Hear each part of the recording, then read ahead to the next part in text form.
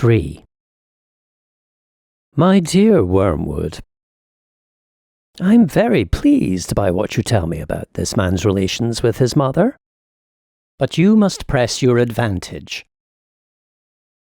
The enemy will be working from the centre outwards, gradually bringing more and more of the patient's conduct under the new standard, and may reach his behaviour to the old lady at any moment. You want to get in first. Keep in close touch with our colleague Glubos, who is in charge of the mother, and build up between you in that house a good settled habit of mutual annoyance. Daily pinpricks. The following methods are useful. 1. Keep his mind on the inner life.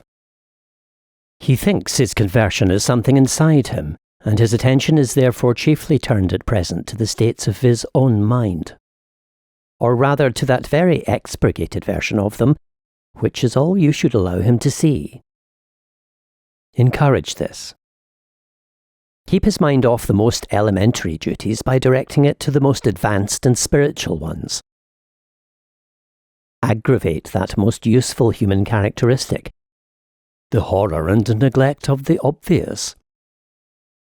You must bring him to a condition in which he can practice self-examination for an hour without discovering any of those facts about himself which are perfectly clear to anyone who has ever lived in the same house with him or worked the same office. 2. It is, no doubt, impossible to prevent his praying for his mother, but we have means of rendering the prayers innocuous. Make sure that they are always very spiritual, that he is always concerned with the state of her soul and never with her rheumatism. 2 advantages follow. In the first place, his attention will be kept on what he regards as her sins, by which, with a little guidance from you, he can be induced to mean any of her actions which are inconvenient or irritating to himself. Thus you can keep rubbing the wounds of the day a little sorer, even while he is on his knees.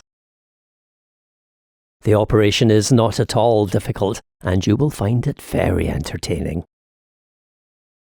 In the second place, since his ideas about her soul will be very crude and often erroneous, he will, in some degree, be praying for an imaginary person, and it will be your task to make that imaginary person daily less and less like the real mother, the sharp-tongued old lady at the breakfast table.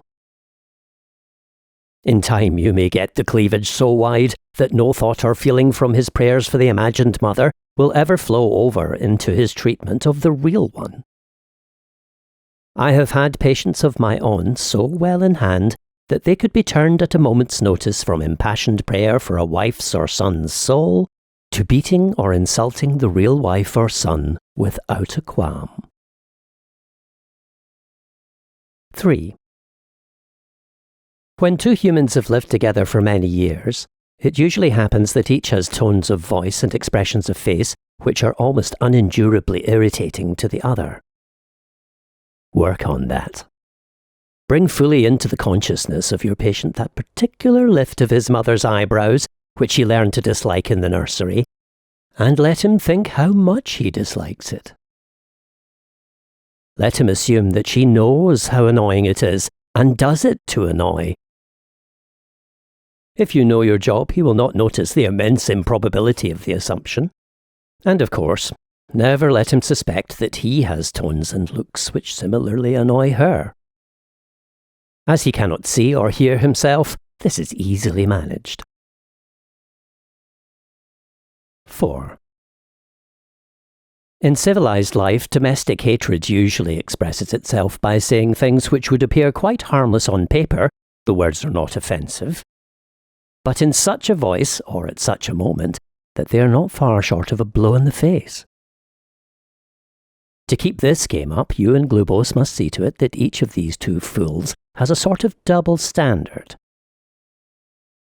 Your patient must demand that all his own utterances are to be taken at their face value and judged simply on the actual words, while at the same time judging all his mother's utterances with the fullest and most oversensitive interpretation of the tone and the context and the suspected intention.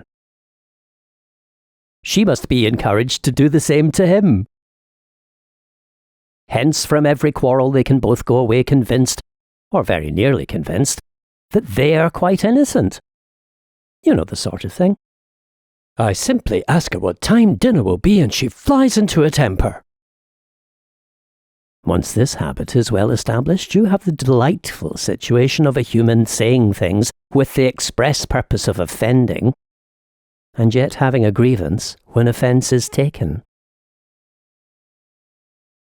Finally, tell me something about the old lady's religious position. Is she at all jealous of the new factor in her son's life?